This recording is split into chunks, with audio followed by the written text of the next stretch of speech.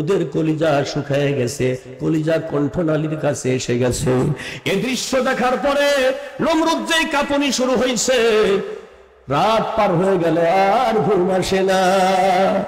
সকালবেলায় সমস্ত গণকদেরকে ডেকে বলল, নমরুদ, আমি পৃথিবীর বাদশা জানতে চাই এমন ভয়ঙ্কর স্বপ্ন আমি কেন দেখলাম ভাই? সবাই বলল, এ স্বপ্নের অর্থ হলো আমরা নূহ নবীর সহিফার ভিতরে পড়েছি, আল ইসলামু নূরুল্লাহ, আল ইসলামু দীনুল্লাহ, ইসলামই হলো আল্লাহর দ্বীন, ইসলামই হলো আল্লাহর আলো। আরেকবার বলেন মারহাবা। অতএব আপনি যে আলো দেখেছেন তার মানে ইসলাম আসতেছে। একজন আল্লাহর বান্দা পৃথিবীতে জন্ম নেবে, পুত্র সন্তান, সে কায়েম করবে সমাজে দুনিয়ার মধ্যে ইসলাম। আপনার এই মূর্তি পূজা উল্টিয়ে দেবে, সে জায়গায় ইসলাম কায়েম হবে। গোটা পৃথিবীতে ইসলাম থাকবে, ইসলামের উপরে আঘাত আসবে, কিন্তু পৃথিবীর শেষ পর্যন্ত ইসলামই প্রতিষ্ঠিত থাকবে, আর কোনো কিছু থাকবে না। আর একবার বলেন সুবহানাল্লাহ। ব্যাখ্যাকারীদের ব্যাখ্যা শুনে সন্তুষ্ট হতে পারল না। বলল, কি কোন এক ছেলে জন্ম নেবে মার পেটে, আর সেই ছেলে আমাকে রাষ্ট্রীয় ক্ষমতার থেকে ছড়াই দেবে, ইসলাম কায়েম করবে? ঠিক আছে, আমিও পৃথিবীর বাদশা, আমিও এই মুহূর্তে জন্ম নিয়ন্ত্রণ ঘোষণা করলাম। আজকে থেকে কোন পুরুষ মানুষ মহিলার কাছে থাকতে পারবে না। 144 হিসাব হলো এই, কোনোভাবেই 10 বছরের উপরে কোন পুরুষ ছেলে মার কাছে, খালার কাছে, ফুফুর কাছে, বোনের কাছে, ভাবির কাছে থাকতে পারবে না। পুরুষ যত আছে 10 বছরের উপরে, 12 বছরের উপরে, এরা থাকবে তাঁবুতে, আর মহিলা থাকবে বাড়িতে। পুরুষ নারী এক জায়গায় হবে না, আর বাচ্চা জন্ম নেবে না। আগামী 1 বছর বাচ্চা জন্ম নেওয়া নিষেধ। জোরে করেন আল্লাহু আকবার। এর জাতীয় নয়, গোটা ওয়ার্ল্ড ওয়াইড জন্ম নিয়ন্ত্রণ। জোরে বলবেন না আল্লাহু আকবার। এত বড় একটা ঘোষণা যখন আসলো, তখন নমরুদের রাজ দরবারে 1000 সংসদ সদস্য ছিল। মোটামুটি পায়েক পেয়াদা, উজির, নাজির, মন্ত্রী পরিষদ দিয়ে 1000। পৃথিবীর বাদশা তো। এই 1000 লোকজন এক জায়গায় হয়ে বলল, সর্বনাশা কথা।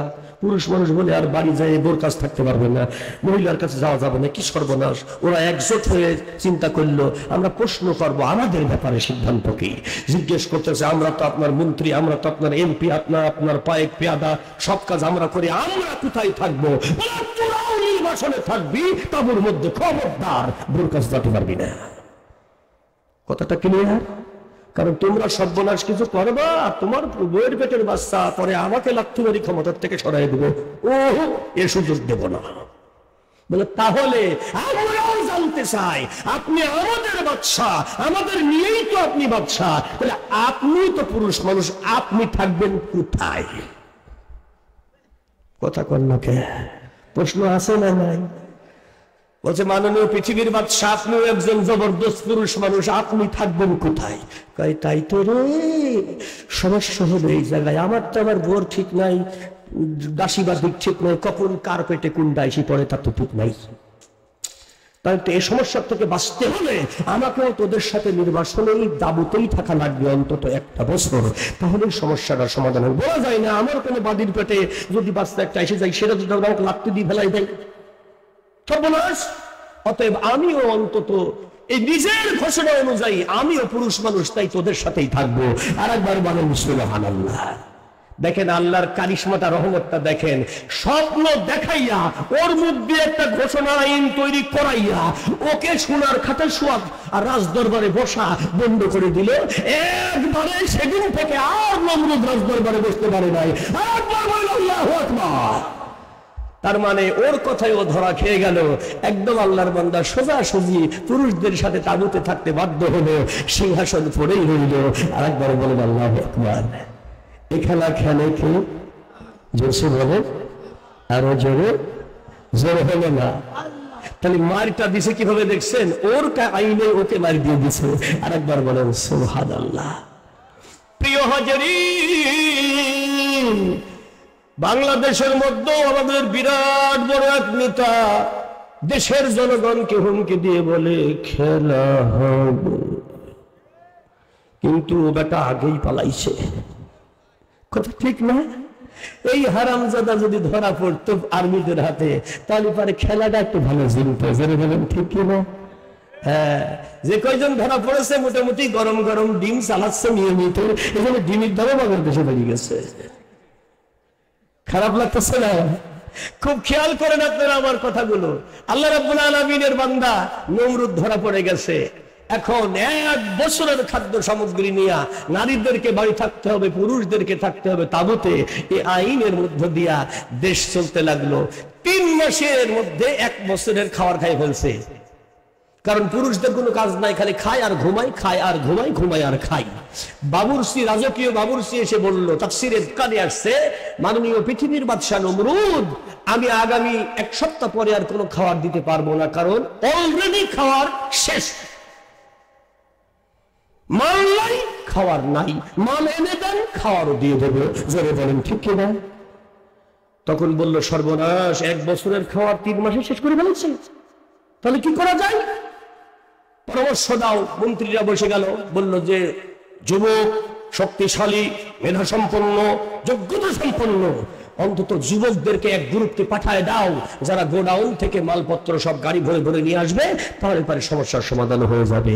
নমরুদ বলল, ওরে সর্বনাশ, যুবকদের যারা 3 মাস বাড়ি যায় নাই, ওদেরকে যদি আমি বাড়ি পাঠাই, ওরা বলবে না যে আমরা বোর সাথে দেখা করবো না, কিন্তু ঠিক দেখা করে আসবে। কোনো যুবক আমি বিশ্বাস করি না।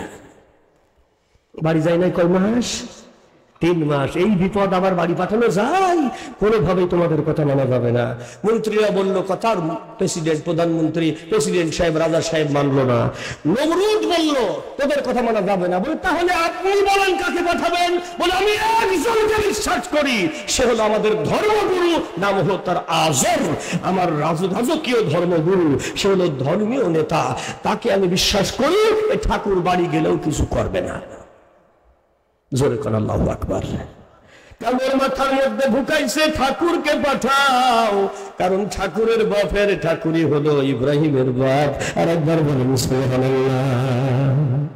ইব্রাহিম আলাইহিস সালামরা 3 ভাই, তাফসীরে আসছে। জোরে বলেন কয় ভাই? হারান, আমার সঙ্গে বলেন, হারান, নাখুর, ইব্রাহিম। ইব্রাহিম আলাইহিস সালাম 3 ভাই। 3 ভাইয়ের কথা তাফসীরে আসছে। হারান হলো হযরত লূত আলাইহিস সালামের বাবা, ভাস্তীয়, মানে বড় ভাইয়ের ছেলেও নবী। জোরে বলবেন না আল্লাহু আকবার। আবার ছোট ভাইও নবী। ওই একই বাড়ির মধ্যে কতজন নবী? ইব্রাহিম আলাইহিস সালামের 2 ছেলে নবী, ইসহাক নবী, ইসমাঈল নবী। আরেকবার কোন সুবহানাল্লাহ। তাহলে এক বাড়ির ভিতরে 4 জন নবী এট এ টাইম কাজ করতেছে। খুব খেয়াল করেন, তাফসীর শুরু হয়েছে। আল্লাহ রাব্বুল আলামিনের নবী হযরত ইব্রাহিম আলাইহিস সালাম তখনও ছোট ছেলে হিসাবে মার গর্ভে আসে নাই। বাবা নির্বাসনে রয়েছে, মা বাড়িতে রয়েছে। নমরুদ তার রাজদরবারের চাবিটা দিয়ে বলল, চলে যাও দরবার থেকে গোডাউনের চাবি নিয়া, একদম গোডাউনের ভর্তি মাল আছে, মালগুলো পাঠাবা খাওয়ার জন্য। আল্লাহর বান্দা চাবি হাতে নিয়া বাড়িতে না গিয়ে রাজদরবারের দিকে চলল। ছোট্ট একটা বাচ্চা মেয়ে, এ হলো ইব্রাহিম আলাইহিস সালামের ইমিডিয়েট ছোট বোন। এই মেয়েটার নাম কোন তাফসীরে লিখেছে চামান, কোন তাফসীরে লিখছে শামীমা। এইরকম ভাবে ওই মেয়েটার সাথে বাবার দেখা হয়ে গেছে। ইব্রাহিম আলাইহিস সালামের মায়ের নাম উমাইলা। জোরে বলেন, মায়ের নাম কি? জোরসে বলেন। মায়ের নাম উমাইলা, বাবার নাম আজর বা তারিখ। আল্লাহ রাব্বুল আলামিনের বান্দা, ধর্মগুরু ঠাকুর চাবি হাতে নিয়ে চলতেছে দরবারের দিকে। সেই ছোট্ট মেয়েটা খেলা করতেছিল রাস্তার উপরে।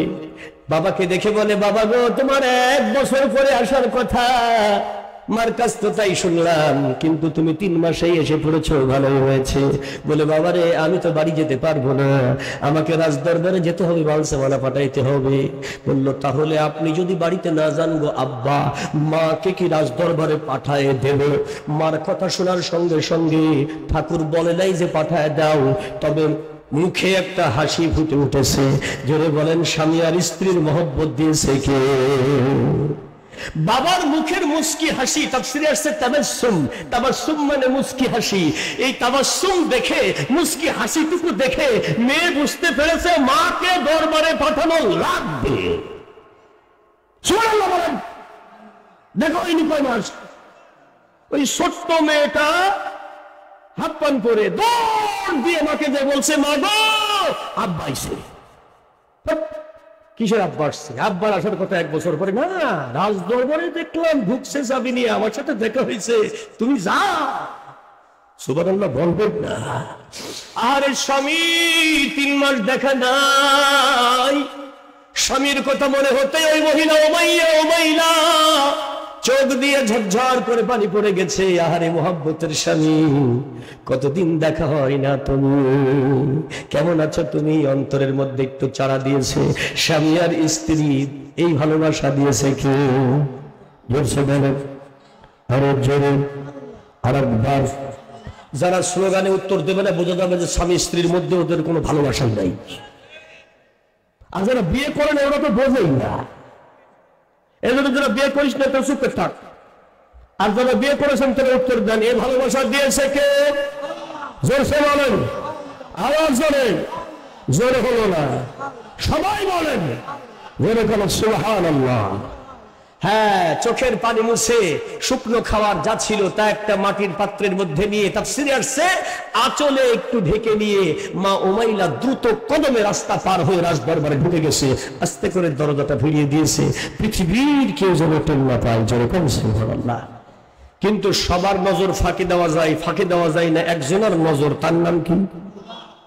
ইন্নাল্লাহা লা ইয়াখফা আলাইহি শাইউন ফিল আরদ ওয়ালা ফিস সামা।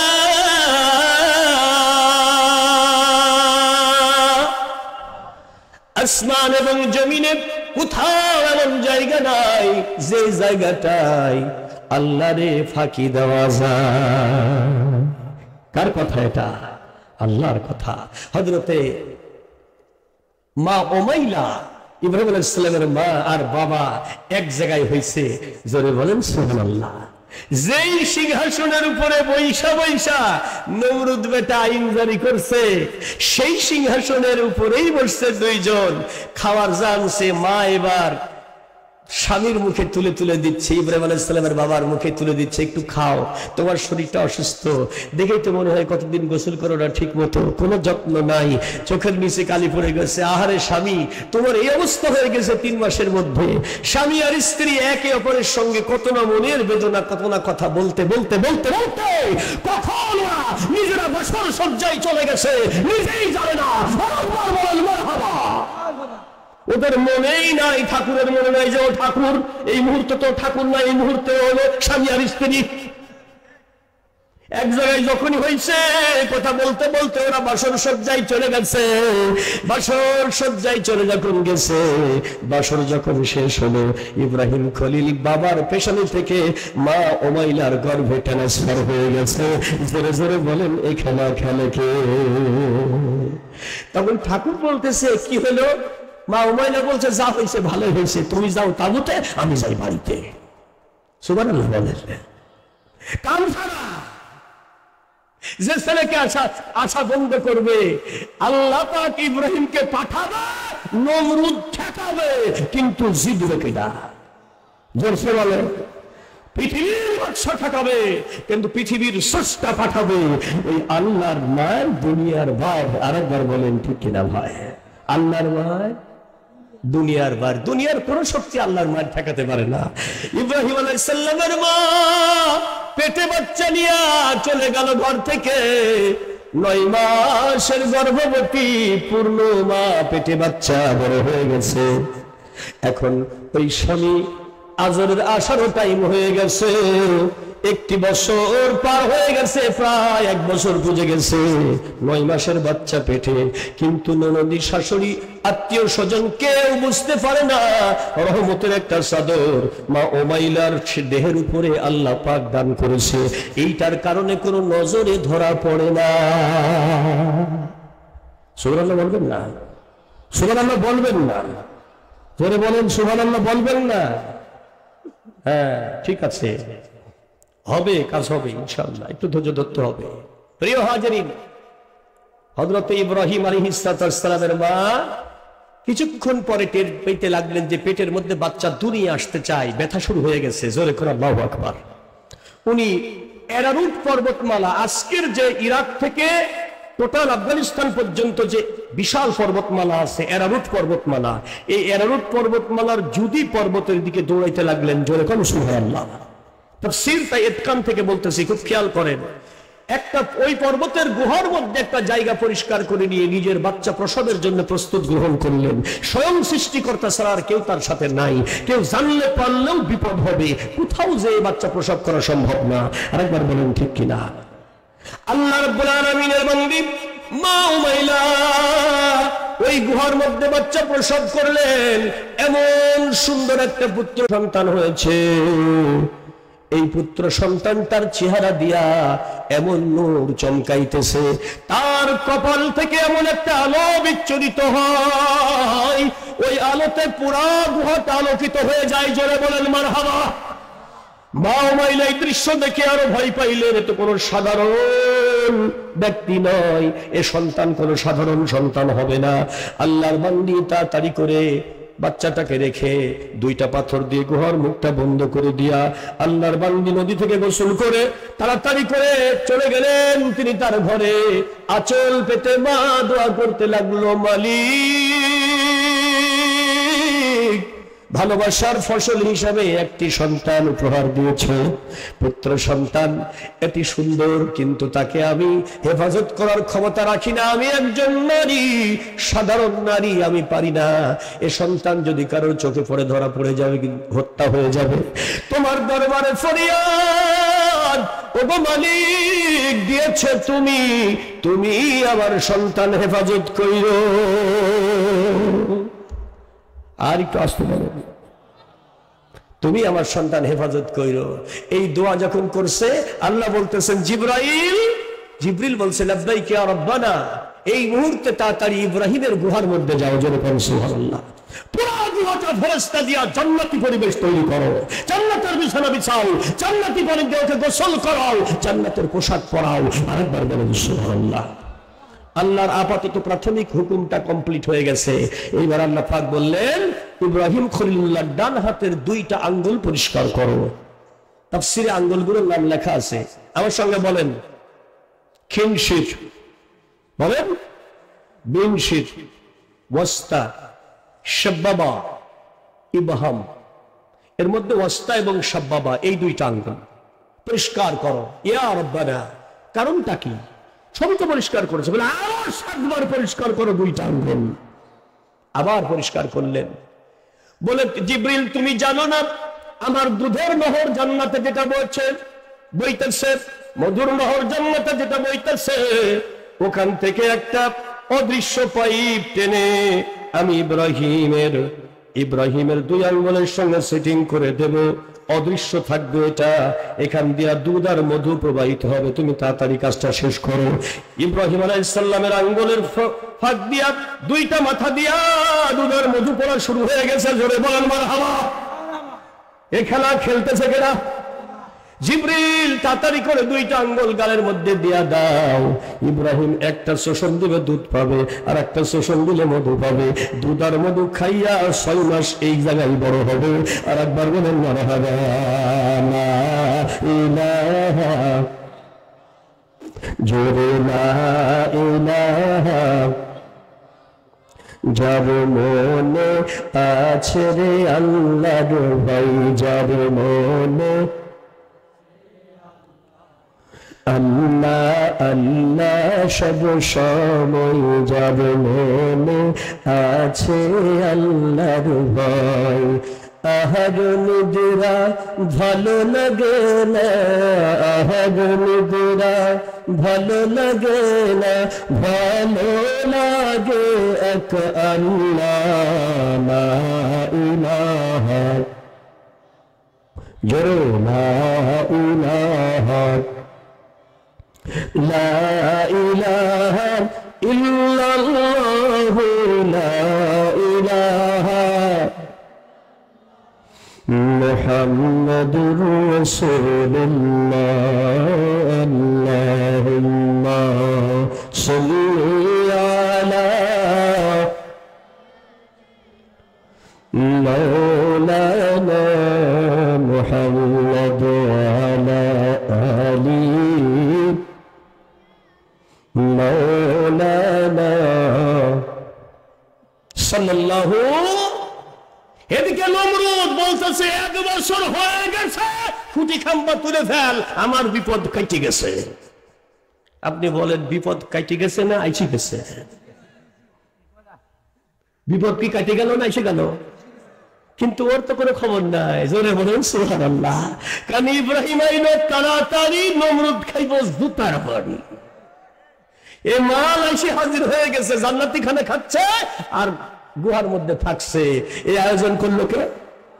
মা মাইলা প্রতিদিন একবার করে সন্তান দেখে যায়, বুকের দুধ টন টন করে বাচ্চার মুখে দিতে যায়। মার বুকের দুধ ইব্রাহিম খলিল খাইতে চাই না, কারণ জান্নাতি খানা যেখানে খাইতেছে ডাইরেক্ট। জোরে জোরে বলেন মারহাবা। তাফসীরে বর্ণনা আছে ইব্রাহিম খলিলকে 6 মাসের মধ্যে 2.5 থেকে 3 বছরের উপযুক্ত হতে হবে। এজন্য জান্নাতি খানা পাঠানো হচ্ছে, যাতে তাড়াতাড়ি বড় হয়। ওকে দেখে যেন বোঝা যায় নমরুদের স্বপ্ন দেখার আগের বাচ্চা। কোন ডাউট যেন না থাকে এই ব্যাপারে। জোরে বলেন আল্লাহু আকবার। 6 মাসে উনি দৌড়ানো শিখছে 3 বছরের বাচ্চার মতো। আল্লাহর নাম রহমান, আরেকবার বলেন সুবহানাল্লাহ। প্রিয় হাজিরিন, এইবার স্বামীও বাড়িতে চলে আসছে। মা ওয়াইলা স্বামীর সামনে খাবার দিয়ে বলতেছে, হাত কসলাই আর কয়, তোমার সাথে একটা কথা কইতে চাই। বলে বলো বলো বলো। বলে আমাদের না একটা ছেলে সন্তান হয়েছে। আমি বাড়ি নাই, ছেলে সন্তান হয়েছে মানে? কথা কল নিয়ে বোঝেন না কেন? কই তুমি নাই, বাড়ি ছিল না, মাঝখানে ছিল না, ওই যে মিসকেস। কথা বোঝেন? 3 মাস পরে মিসকেস। বলে হ্যাঁ হ্যাঁ হ্যাঁ মনে পড়ছে, তখন আল্লাহ আমাকে একটা পুত্র সন্তান দিয়েছে। বলে সন্তান কোথায়? কই সন্তান যে কোথায় আছে এখন বলা যাবে না, তোমাকে সাথে করে নিয়ে যাব, আমার পিছনে পিছনে আইসো। বলে সুবহানাল্লাহ। পিছনে পিছনে হাঁটতেছে, গুহার মধ্যে গিয়া সন্তানকে দেখে এ বেটা আজর পাগল হয়ে গেছে। কারণ ওই জামানায় এত সুন্দর মানুষ আর পৃথিবীতে ছিল না। জোরে জোরে বলেন মারহাবা। কার রহমত? জোরসে বলেন, আরো জোরে জোরে হলো না। মুসলিম জাতির পিতা ইব্রাহিম খলিলুল্লাহ, সে কি নরমাল কোন মানুষ? তার পেশানিতে আছে আখরি নবী মুহাম্মদ রাসূলুল্লাহ, তার বংশে এসেছে। আরেকবার বলেন সুবহানাল্লাহ। এটা নরমাল কোনো বিষয় নয়, বিশাল ইতিহাস। এরকম বলতে গেলে 5টা তাফসীর মাহফিল লাগবে। খুব সংক্ষেপে অল্প কথাই বলে যাচ্ছি, খুব খেয়াল করেন। হযরত ইব্রাহিম আলাইহিস সালামকে দেখে তাক লেগে গেছে, চোখ সরাতে পারে না, এত সুন্দর মানুষের বাচ্চা হইতে পারে না। তখন বলতেছে, এটা কি আমার বাচ্চা? ওমাইনা বলে হ্যাঁ, আপনার ঔরসজাত সন্তান। বলে এত সুন্দর বাচ্চা। ইব্রাহিম আলাইহিস সালাম কথা শিখেছে মায়ের কাছ থেকে। বলে আম্মা ইনি কে? বলে এটা তোমার আব্বা। যেই বলেছে আব্বা, আর কোথায় যাবা, একটা লাফ দিয়েছে বাপের বুকে ঝাঁপায় পড়ছে। আল্লাহু আকবার। যখন বাবার বুকে ঝাঁপায় পড়ছে, বাপ বুকের সঙ্গে নিয়া গালে মুখে ঠুটে চুমু খাইয়া কয়, ওমাইনা এই বাচ্চা রেখে আমি কখনোই রাজদরবারে ফিরবো না, ওকে বাড়িতেই নিয়ে যাব। বলে না, নমরুদ তো মেরে ফেলবে। বলে অসম্ভব। এ বাচ্চাকে দেখেই বোঝা যাচ্ছে 2.5 থেকে 3 বছর বয়স, কোনো ডাউট হবে না। জোরে বলেন সুবহানাল্লাহ। চিনতেই পারবে না এ খেলা খেলে কে। বাড়িতে বাচ্চা নিয়ে গেছে, মার সামনে খাওয়ার দিতে এসে ইব্রাহিমকে জিজ্ঞেস করতেছে, ইব্রাহিম খলিলুল্লাহ, মাগো তোমার রবকে? বলে আমার রব তোমার বাবা। তোর বাবা মানে খাতি করতে দেয়। বলে তাহলে বাবার রবকে? কই বাবার রব নমরুদ, সে তারে খেতে পড়তে দেয়। নমরুদের রবকে? তা তো আমার জানা নাই। আব্বা আসলে জিজ্ঞেস করবা। বয়স 5 বছর। আল্লাহর বান্দা বাবা আসার সাথে সাথে জিজ্ঞেস করছে, আব্বা নমরুদের রব কে? একদম আসল জায়গায় হাত দিচ্ছে। এখন আজর তো মাথায় হাত দিয়ে বসে পড়ছে, হাই হাই হাই, একটা বছর যেই বিপদের জন্য নির্বাসন খাটলাম সেই বিপদ আল্লাহ আমার বাড়ি পাঠাইছে। আজর দেখেই বুঝতে পারছে এই মালই সেই মাল যে হবে নমরুদের জীবনের কাল। আপনারা বলেন সুবহানাল্লাহ। কোন ভুল নাই, এই হলো সেই ছেলে। একটা থাপ্পড় দিয়েছে, বেয়াদব। নমরুদ হলো সবার খোদা, তার ব্যাপারে কোনো প্রশ্ন চলবে না। বাবার হাতের থাপ্পড় খেয়ে 5 বছরের বাচ্চা 11 বছর চুপ করেছিল, এখন বয়স 16 বছর। কয় বছর? 16 বছর বয়সে বাবার মাথার উপরে আরো আঘাত লম্বা হয়ে গেছে। বাবা চড় মারতে গেলেও গাল ঠাই পাই না। বাবাকে বলতেছে তোমার ক্ষুধা দেখতে যাবো, আমারে নিয়ে চলো। নিয়ে গেছে, যে দেখতেছে একটা বিশ্রী চেহারার এক বদমাইশ বসে আছে। বলছে বাবা এই কি তোমার ক্ষুধা যার কোনো রুচি জ্ঞান নেই? নিজের চেহারাটাও ভালো মতো করতে পারে না, ওর সাইতে তো দারোয়ানের চেহারা অনেক ভালো। এ ক্ষুধা না বেহুদা, যার রুচি জ্ঞান নাই, নাকের সেন্টার ঠিক নাই। ধরে বলেন আল্লাহু আকবার। এইসব কথা নমরুদের সামনে আঙ্গুল নাচায় যখন কইছে, নমরুদ কয় আজর, তোর ছেলে তোমার সাহস আমাকে বেহুদা বলে? আমি কি আমার চেহারা বানাইছি নাকি? আমি কি পারি আমার চেহারা বানাইতে? তখন বলছে তুমি পারো না তো তুমি ক্ষুধা হইছ কে? যে পারো সেই ক্ষুধা। সুবহানাল্লাহ। মানে তো তুমি পারো না তো ক্ষুধা শাস্তি গেছো কি জন্য? আর একবার বলেন আল্লাহু আকবার। এক কথাই নমরুদের উত্তর শেষ। বলে আমি বুঝতে পারছি এই হলো আমার সেই শত্রু। বুঝতে পারছো তো কি হবে? বলে ধরো ওকে, ওকে হাত পা বেঁধো, আগুনের মধ্যে ফেলে দেবো, আগুনে পুরো ছাই করে দেবো। কিন্তু রাখে আল্লাহ আগুনের ভিতরে আল্লাহর বান্দা 40 দিন। যারা বলেন কয়দিন? কিন্তু নমরুদের মেয়ে রাজপ্রাসাদের উপর থেকে দেখতেছে 39তম দিনে আল্লাহর বান্দি দেখতেছে ইব্রাহিম আগুনের ভিতরে বসে এমন সুন্দর পোশাক পরা, এমন সুন্দর দামি দামি ফল খাইতেছে। ওর বাপ দাদারাও জীবনে এমন সুন্দর খাওয়ার চোখে দেখে নাই। জোরে জোরে বলেন মারহাবা। আল্লাহ রাব্বুল আলামিনের ওই বান্দি নমরুদের মেয়ে দৌড় দিয়া গিয়ে বলে নমরুদকে, বলে বাবা তোমরা কি ইব্রাহিমকে জামাই আদরে খাদ্যখানা দিয়ে আগুনের মধ্যে পুষছো নাকি ওকে জ্বালাইয়া দেওয়ার জন্য ব্যবস্থা করছো? বলে কখন পুড়ে শেষ হয়ে গেছে। বলে ঘোড়ার ডিম, ওর গায়ে জামাটাও পরে নাই। আরামের সঙ্গে বসে ফল খাইতেছে, আঙ্গুর, বেদানা, নাশপাতি, আপেল, এগুলো সব খাইতেছে। আর এত সুন্দর একটা জামা ওর গায়ে আছে। জোরে বলেন ওই জামাটা দিছে কে? জান্নাতি পোশাক পরিয়ে দিয়েছে আল্লাহ, আগুন যেন তাকে স্পর্শ না করে। প্রিয় হাজিরিন, পরবর্তীতে আরো 5 জন নবী এই জামাটা ব্যবহার করেছে। এখনো সেই জামা পৃথিবীতে আছে। আর একবার বলেন আল্লাহু আকবার। হযরত ইব্রাহিম আলাইহিস সালামকে দেখার জন্য নমরুদ যখন যায়, যে দেখে ইব্রাহিম আলাইহিস সালাম ঠ্যাঙের উপরে ঠ্যাং তুলে দিয়ে আগুনের মধ্যে ঘুমাই। মনে হচ্ছে জামাই শ্বশুর বাড়িতে খাটের উপরে শুয়ে আছে, হেভি স্টাইলে শুয়ে আছে। আর আরো শরীর স্বাস্থ্য ভালো হয়ে গেছে আগুনের মধ্যে, কারণ জান্নাতি খাবার খাইতেছে। জোরে কোন সুবহানাল্লাহ। তাফসীরে আসছে ইব্রাহিম খলিলুল্লাহ 7 মাস 10 দিন পৃথিবীতে জান্নাতি খাবার খাইছিল। জোরে বলেন কয়দিন? জোরসে বলেন কয়দিন? হ্যাঁ, ওই গুহার মধ্যে খাইছিল 6 মাস, আর এখানে খাইলো 1 মাস 10 দিন। মোট হলো কয়দিন? পৃথিবীর মানুষ তাকে জিজ্ঞেস করেছে, ওগো খলিল, আল্লাহর খলিল, তুমি তো দুনিয়ায় অনেক কষ্ট করেছো, শান্তি পাইছো কয়দিন? বলি আগুনের মধ্যে ছিলাম যে কয়দিন, শান্তিতে ছিলাম ওই কয়দিন।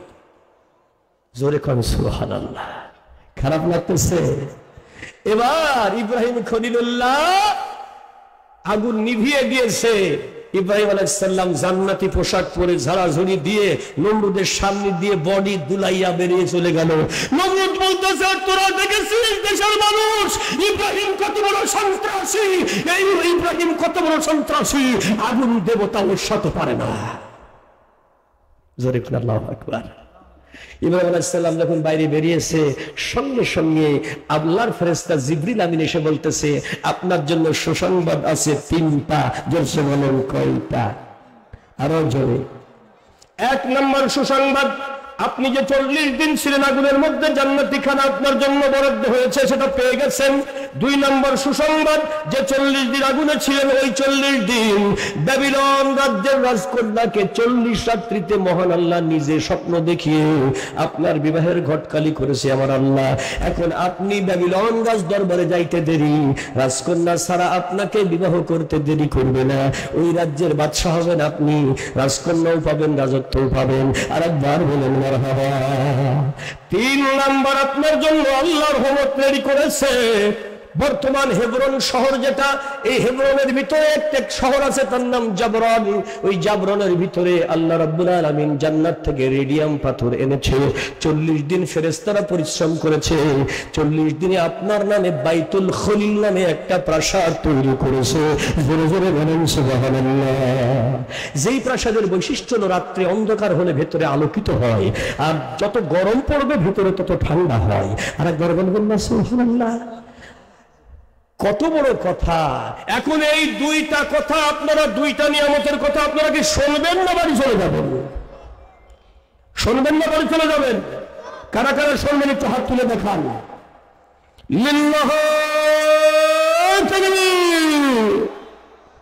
দেখেন, ইব্রাহিম আলাইহিস সালামের বিবাহের জন্য আল্লাহ ঘটকালি করছে। জোরে বলেন, কে ঘটকালি করছে? তে আপনারা কি বিবাহ ইব্রাহিম নবীর বিয়ে খেয়ে যাবেন না না খেয়ে চলে যাবেন? কত কোন লেখা? একে নরমাল বিয়ে নাকি জাতির আব্বার বিয়ে? কি কন? কারা কারা বিয়ে খাবেন একটু হাতটা তুলে না রাখবা। লিল্লাহি তাকবীর। আল্লাহ কবুল করো। জোরে কোন আমিন, জোরে বলেন আমিন।